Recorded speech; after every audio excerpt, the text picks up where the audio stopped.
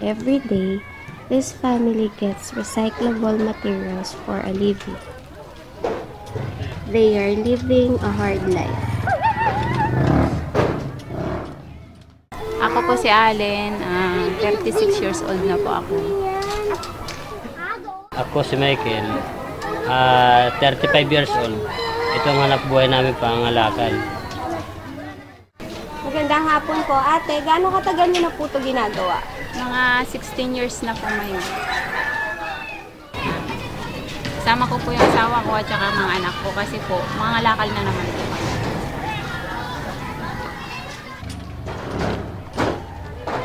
They are collecting junks from the garbage and sell from the junk shop.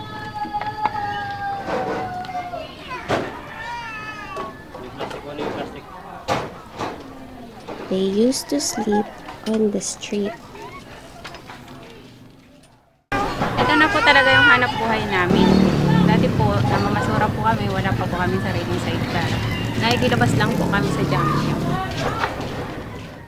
Ang sidecar na to, pinagsumikapan nilang pag-ipunan para may tulugan yung mga bata.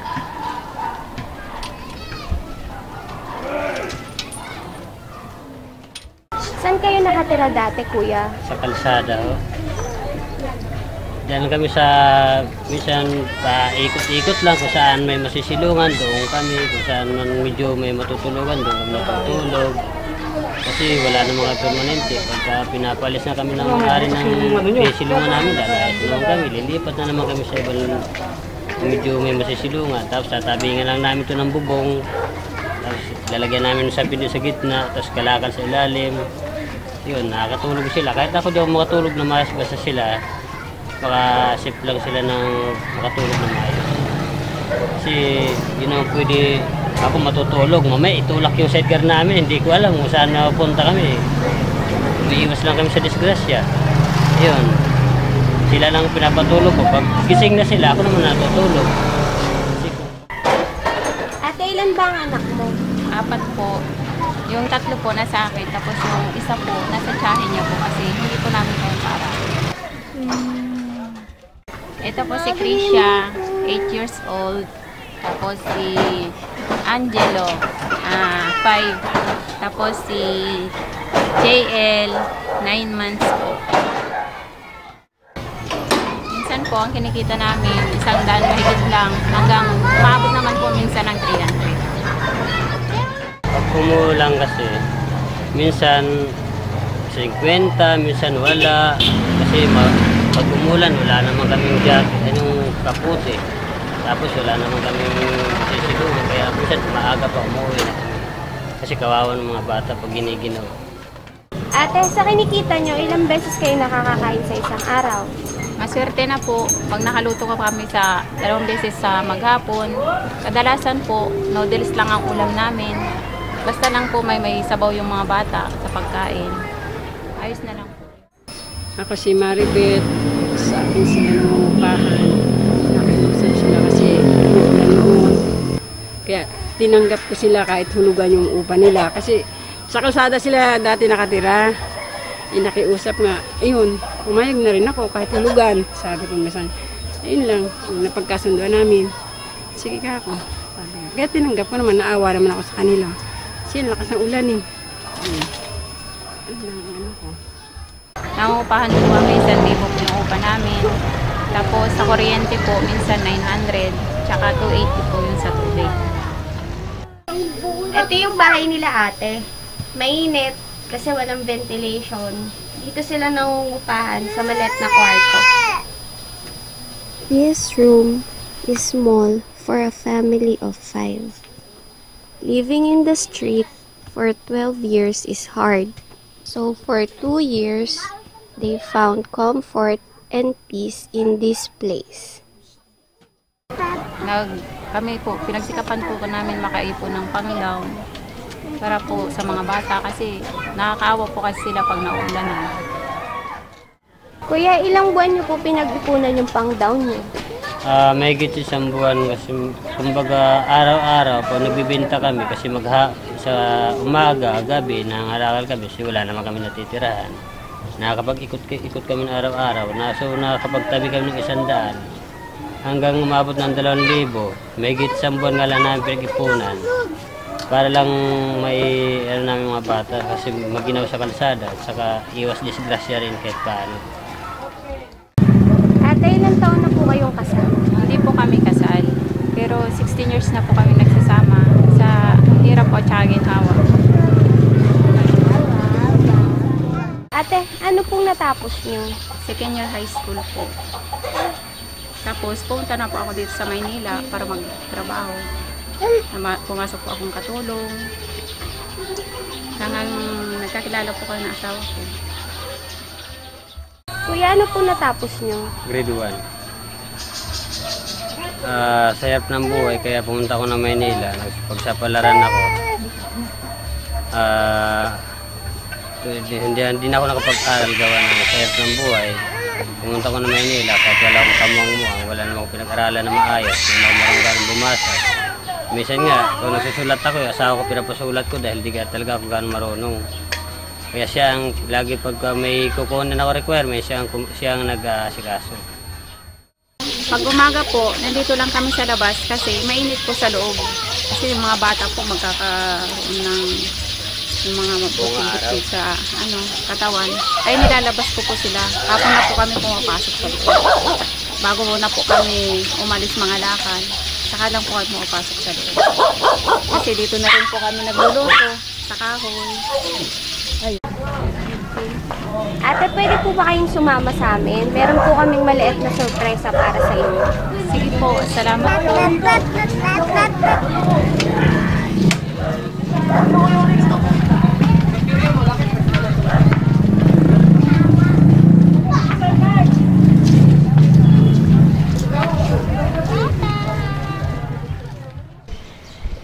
They have no idea for what surprises we have for them.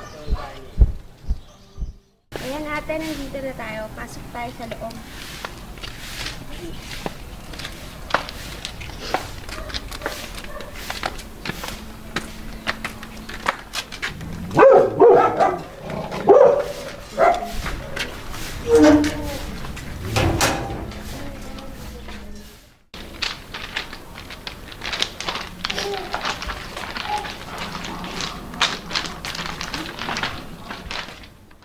At ito na yung sorpresa ang sinasabi natin sa inyo. Galing po yan sa kaibigan natin sa amin. Kasi Kuya Mark at si Ate Rhea na tumutulong sa atin mga mahihirap na nagsusumikap sa buhay. Maraming salamat po. Ngayon lang po kami nakatanggap ng ganitong tulong. Sa tagal po ka namin nangangalakal. Maraming salamat po, Sir Mark at saka Ma'am Rhea. Maraming tulong po itong para sa amin, itong tulong yung binigay sa amin. Maraming salamat po. Buksan na natin, ate.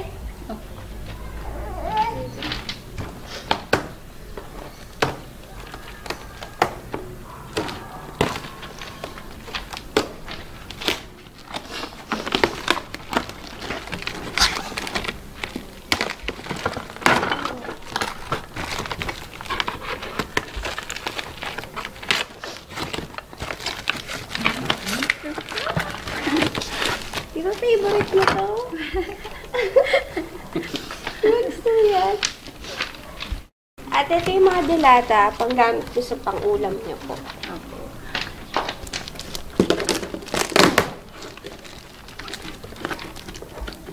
Ito yung mga ibang groceries. Yung magagamit niyo po sa araw-araw. May bigas tayo, ate. Tsaka mga gatas po para sa bata. Wow, thank you po. Ate, ito po yung bigas para meron po kayong pangsayo sa araw-araw. Salamat po.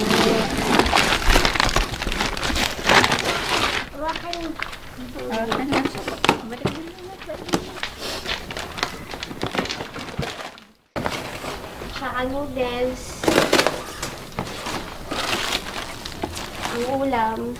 Pero gusto mo yan? Pansit ka. Paborito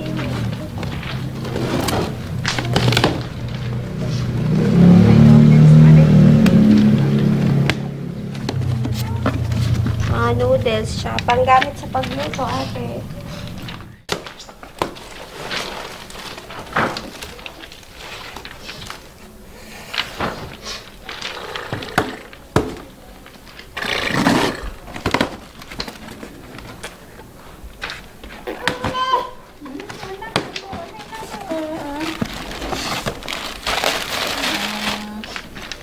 Marami kayong pang-ulam. Baon mo. Ano pa pang baon? Basis ko. Ang baon mo sa school. Ito din, pang baon mo sa school.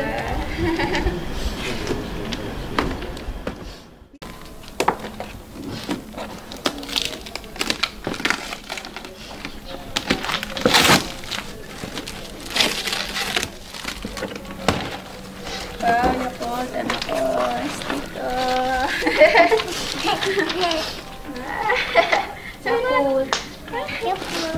Biscuit, pang baon sa school. Thank you po.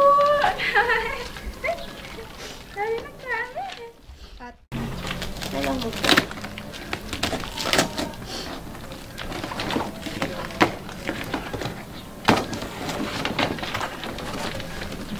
Yan, ate, para hindi kayo bumili na ng sabon, magagamit niyo po panlaba.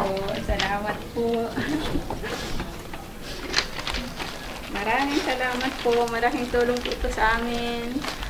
At di lang yan, ate, kuya, meron pa pong munting cash para sa inyo. Magagamit niyo po sa pang-araw-araw, pambaon ng bata. Maraming salamat po. Maraming salamat po.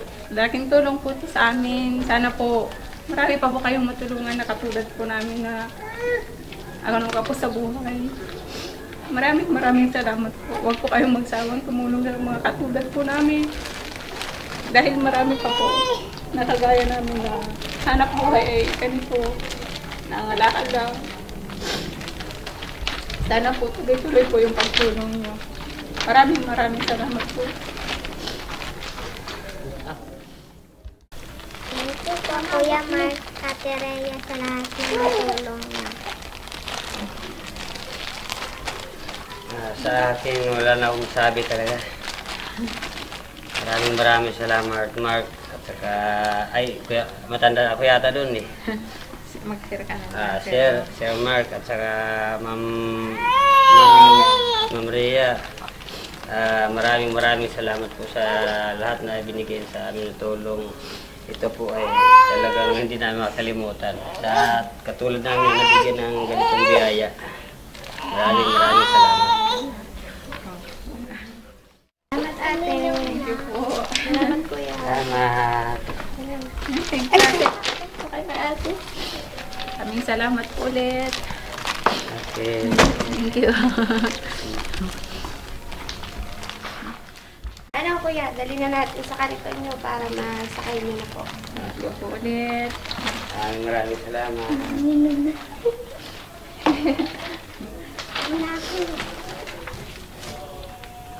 Baka mapiti yung tube. Ang dami. Dami na po. Dami na. So, marami na kayong kakainin sa bahay. Hindi na kayo magugutom. Kaya magugutom. Anak na. Maraming salamat po. Salamat po. Lang. Sundan mo yung kami.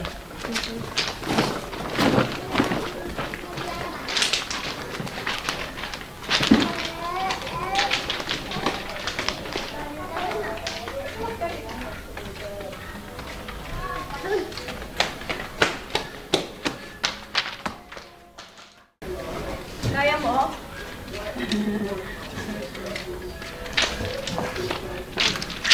Kaya? Mabigat? Mabigat? Kaya na, kaya?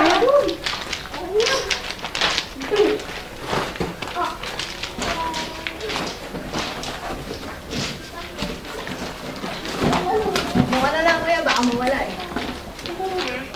Damo, Baka bumula. labas.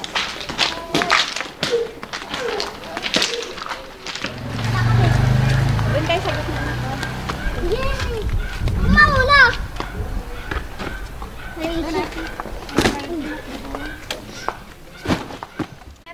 You can see to them that they are happy for the blessings that they have received today. We will continue to help one family at a time, as long as they are striving hard for their loved ones. God bless.